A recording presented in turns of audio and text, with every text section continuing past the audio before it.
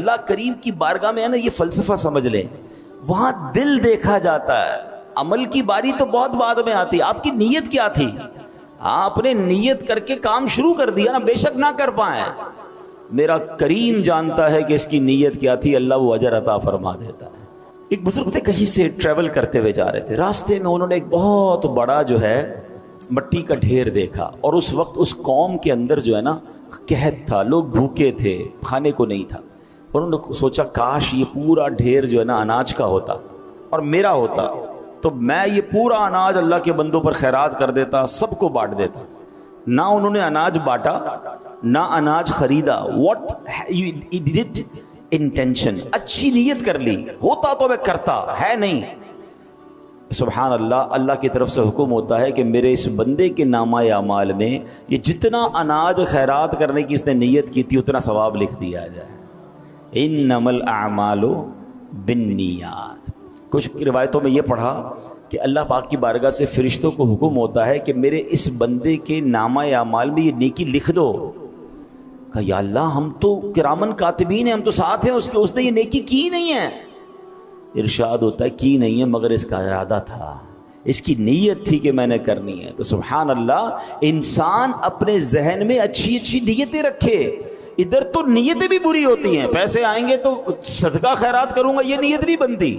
پیسے آئیں گے تو فلاں خواہش پوری کروں گا، فلاں غلط کام کروں گا۔ معاذ اللہ، انسان آج کے دور میں بری نیتیں کرتا جا رہا ہے۔ ہونا یہ چاہیے کہ بندہ نیت کرے اللہ تو جب مال دے گا میں بھی قربانی کروں گا اور بہترین جانور تیری راہ میں کروں گا۔ اے اللہ جب تو مال دے گا میں بھی حج کروں گا، ابھی نہیں ہے میرے پاس۔ اے اللہ جب اسباب ہوں گے میں بھی بار بار مدینے جاؤں گا۔ اے پروردگار اگر مجھے کچھ ملا تو میں غریبوں کی مدد کروں گا، فلاں چیز مجھے مل گئی تو میں اس کے ذریعے یہ والی نیکی کروں گا۔ یہ ہے اچھی نیتیں۔ اور پھر اللہ دے دے تو وہ کرنا بھی چاہیے، یہ بھی الگ پرابلم ہے۔ بندہ وعدے رب سے کچھ اور کر رہا ہوتا ہے، کام اس کا ہو جائے تو اللہ کو ہی بھول جاتا ہے۔ اللہ سے کتنے وعدے کیے ہوں گے ہم نے، یا اللہ میرا یہ مسئلہ حل کر دے پھر نماز نہیں چھوڑوں گا، یا اللہ یہ مسئلہ حل ہو جائے پھر میں اتنے خیرات کروں گا، میں اتنے غریبوں کی مدد کروں۔ جیسے ہی مسئلہ حل ہوا بندہ ہی غائب۔ ہمارے ساتھ تو کبھی کبھی ہوتا ہے نا، مسجد میں اچانک کوئی بندہ نظر آنے لگ جاتا ہے، پورا سال نظر نہیں آتا، اچانک نظر آ جاتا ہے، سر پہ ٹوپی، ہاتھ میں تسبیح۔ خیریت تو ہے بھائی؟ بس وہ ایک پرابلم آ گئی تھی، گھر میں مسئلہ آ گیا تھا، یا والدہ ہاسپٹل میں ہیں، یا فلاں کاروبار کا بڑا مسئلہ ہو گیا ہے، بس اللہ سے مانگنے ہیں۔ بہت اچھی بات ہے۔ تھوڑے دیر بعد بندہ غائب ہو جاتا ہے۔ بھائی کیا ہوا؟ کہ وہ مسئلہ حل ہو گیا۔ ارے بھائی جس رب نے مسئلہ حل کیا اسی چھوڑ کے چلے گئے۔ یعنی اللہ سے دوستی بھی کنڈیشنلی کرنی ہے، جب تک مسئلہ بٹکا ہوا، جب تک مسجد کا راستہ یاد ہے، جیسے ہی مسئلہ حل ہوا بندہ ہی غائب۔ ایسا نہیں ہونا چاہیے۔ میں مشکل میں بھی اپنے رب کو یاد کروں، میں راحت میں بھی اپنے رب کو یاد کروں۔ اگر آپ مومن کے دونوں اسٹیٹ سمجھ لیں نا، دونوں مومن کی صورتیں سمجھ لیں کہ مومن تو ہر حال میں فائدے میں نا، اگر وہ مشکل میں، دیکھیں انسان کی زندگی میں دو ہی وہ ہوتے ہیں نا، دور ہوتے ہیں، یا تو مشکل کا دور ہوتا ہے یا آسانی کا دور ہوتا ہے، ٹھیک ہے؟ مومن کا انداز پتہ کیا ہوتا ہے؟ مشکل میں صبر کر کے ثواب کما رہا ہوتا ہے، راحت میں شکر کر کے ثواب کما رہا ہوتا ہے۔ تو مومن تو مزے میں ہے کہ اگر آپ اس وقت کسی مشکل سے گزر رہے ہیں تو بھی اللہ کو یاد کریں، ان اللہ مع الصابرین، صبر کریں، صبر کا ثواب روز مل رہا ہے آپ کو۔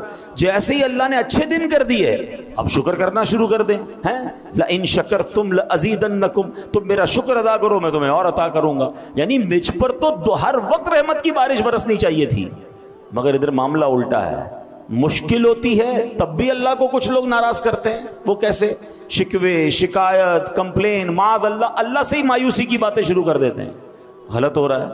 جیسے ہی اللہ اچھے دن پھیر دیتا ہے تو شکر کرنے کی بجائے عیاشیوں میں لگ جاتے ہیں، گناہوں میں لگ جاتے ہیں، اللہ کی نافرمانی میں، یعنی ادھر بھی غلط ادھر بھی غلط۔ مومن وہ ہوتا ہے جو ایوری ٹائم، ہر حال میں وہ اپنے رب کو راضی کرتا ہے۔ تو یہ بات ہمیں اس میں سیکھنے کو مل رہی ہے کہ اچھی نیت کا اجر کیسا ہے۔ اب کمال کی بات ایک اور سیکھنی ہے کہ شوق مدینہ ہونا چاہیے۔ ہاں آپ ذرا انداز دیکھیں نا ان کا، اتنی بڑی عمر ہو گئی ہے، بیماری ہے، مگر تڑپ کیا ہے کہ گھر میں نہیں رہنا، مجھے مدینے پہنچنا ہے، مجھے سواری پر بٹھا کر اللہ کے حوالے کر دو، میں راضی۔ اور راستے میں انتقال بھی ہو گیا، اللہ اکبر۔ انہوں نے تو اپنے کام کر دیا نا، وہ نہیں پہنچ پائے الگ بات ہے، پر وہ تو کر چکے جو کرنی بشر کی ہے، انہوں نے اپنے حصے کا کام کر دیا، اللہ اکبر۔ اب ہمیں بھی یہ کرنا ہے۔ ہم میں سے بہت سارے ایسے ہوں گے جو سوچتے ہوں گے کہ یار میں کیسے مدینے پہنچوں گا، میں کیسے نبی پاک کے پاس پہنچوں گا، پاسپورٹ نہیں ہے، پیسے نہیں ہیں، ویزا نہیں ہے۔ دعائیں تو کر سکتے ہیں, آنسو تو بہا سکتے ہیں, اللہ کی بارگاہ میں التجا تو کر سکتے ہیں, نبی پاک کی بارگاہ میں رات کو سوتے ہوئے درود پاک کا نذرانہ پیش کریں. کبھی تو ایسا ہو کہ مجھے رات اس لیے نیند نہیں آ رہی کہ آج مدینہ یاد آ رہا ہے, دل میں ہو یاد تیری گوشائے تنہائی ہو, پھر تو خلوت میں عجب انجمن آرائی ہو. کبھی تو آنکھوں سے آنسو بہے نا کہ یہ تو میرے اختیار میں, پیسے میرے اختیار میں نہیں ہیں, مگر میں التجا تو کروں, درود تو پڑھوں. ہم نے دیکھا کہ کئی ایسے لوگ ہوتے ہیں جن کے پاس کچھ نہیں ہوتا اور ایسے بلاوا آتا ہے. ایک عاشق رسول کا انداز بتاتا ہوں. وہ سوچتے تھے یار میرے پاس تو حج کرنے کے پیسے نہیں ہیں, مدینے جانے کے پیسے نہیں ہیں, مگر پاسپورٹ جتنے پیسے تو ہے نا, پاسپورٹ بنا لیتا ہوں, بلاوا آنا ہوگا تو آ جائے گا. تھوڑے تھوڑے پیسے جمع کیے, 5-10 ہزار روپے میں بن جاتا ہے پاسپورٹ. اسی نیت سے 5 سال 10 سال کا پاسپورٹ بنا کے رکھ لو کہ انشاءاللہ پاسپورٹ بن گیا, یا اللہ اب ویزا تو عطا فرما, راستہ تو عطا فرما دے. تو اس عاشق رسول نے اپنا پاسپورٹ بنایا. کہتے 1 روپیہ اس کے علاوہ نہیں تھا, کوئی تیاری نہیں تھی. جس دن پاسپورٹ بن کر آیا اس دن مدینے کا بلاوا آ گیا. نیت کہاں کا منصب, کہاں کی دولت, قسم خدا کی ہے یہ حقیقت کہ جنہیں بلایا ہے مصطفیٰ نے وہی مدینے کو جا رہے ہیں. پرابلم یہ کہ کچھ لوگوں کا ارادہ ہی نہیں ہے, اللہ نے سب کچھ دیا ہے, ان کے دل میں خیال ہی نہیں آتا کہ یار مدینہ شریف بھی جانا چاہیے, ساری دنیا گھومتے ہیں مگر شوق نہیں ہے. میری گزارش یہ اس قرآنی واقعے سے سیکھنا جو ہے کہ ہمیں یہ مدینہ منورہ کا شوق دل میں پیدا کر. اور کیوں شوق پیدا نہ ہو کہ جس نبی کا کلمہ پڑھا ہے وہ مدینے میں ہے. اور آقا علیہ الصلوۃ والسلام نے پتہ کیا فرمایا, من زار قبری وجبت لہو شفاعتی, جس نے میرے روضے کی زیارت کی اس پر میری شفاعت واجب ہو گئی. اب یہاں 3 باتیں سمجھنی ہیں. انعام کتنا بڑا ہے, شفاعت واجب ہے. قیامت کے دن شفاعت ہوگی تو پھر تو بیڑا پار ہو جائے گا نا. مگر اور گہری بات سنو, علماء کہتے ہیں شفاعت ہوگی کس کی, یاد رکھیے گا, کسی غیر مسلم کی شفاعت نہیں ہوگی. جو ایمان لے کر دنیا سے جائے گا, ایمان والا مرے گا, اس کی شفاعت ہوگی. ہم میں سے کس کو پتا ہم ایمان والے مریں گے کہ نہیں؟ ہم تو دعا کرتے ہیں نا, دعا ہی کرنی چاہیے اللہ ایمان سلامت رکھیو. مگر یہاں نبی پاک نے کیا فرمایا, وجبت لہو شفاعتی, واجب ہو گئی اس پر میری شفاعت. اس کا مطلب یہ ہوا جو مدینے جاتا ہے اس کے ایمان کی حفاظت بھی ہو جائے گی انشاءاللہ, اس کا خاتمہ ایمان پر ہوگا.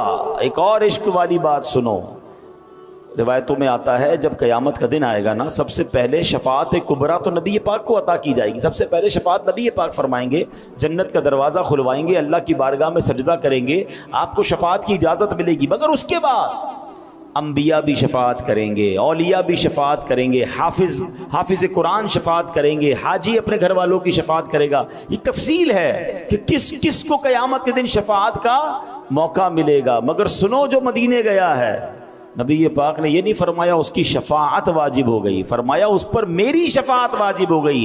وجبت لہو شفاعتی, میری شفاعت واجب ہو گئی. تو اے مدینے کے زائر تجھے مبارک ہو, قیامت کے دن صرف شفاعت نہیں ہوگی بلکہ شفاعت خود رسول پاک علیہ السلام فرمائیں گے. پھر بندہ کیوں نہ مدینے جانے کو ترسے. خدا کی قسم ایسا شہر نہیں ہے دنیا میں کوئی اور. ہاں, دنیا میں آپ نے کئی ملک دیکھے ہوں گے, کئی شہر دیکھے ہوں گے, 1-2 بار دیکھنے کے بعد آپ کہتے ہیں یار 2 بار دیکھ لیا, اب کہیں اور چلتے ہیں. کتنی بار ایک جگہ جائیں گے. مگر مدینہ وہ ہے 1000 بار دیکھ لیں جی بھرتا نہیں ہے. تو جو نہیں جا پا رہے نا, ان کا کام کم از کم یہ تو ہونا چاہیے کہ میری دعاؤں میں مدینہ ہو, میرے تصور میں مدینہ ہو, میری التجاؤں میں مدینہ ہو, میرے آنسوؤں میں مدینہ ہو. میں مانگتا رہوں اللہ کی بارگاہ سے, اللہ کے رسول علیہ الصلوۃ والسلام کی طرف درود پاک کے نذرانے پیش کرتا رہوں. جو میرے بس میں وہ تو کروں نا. ان صحابی نے کیا کیا, بظاہر جو ان کی عمر ہو چکی تھی, جو ان کی بیماری کا عالم تھا, اتنا لانگ ٹریول ان کے لیے پاسبل نہیں تھا, مگر بیٹھ گئے نا.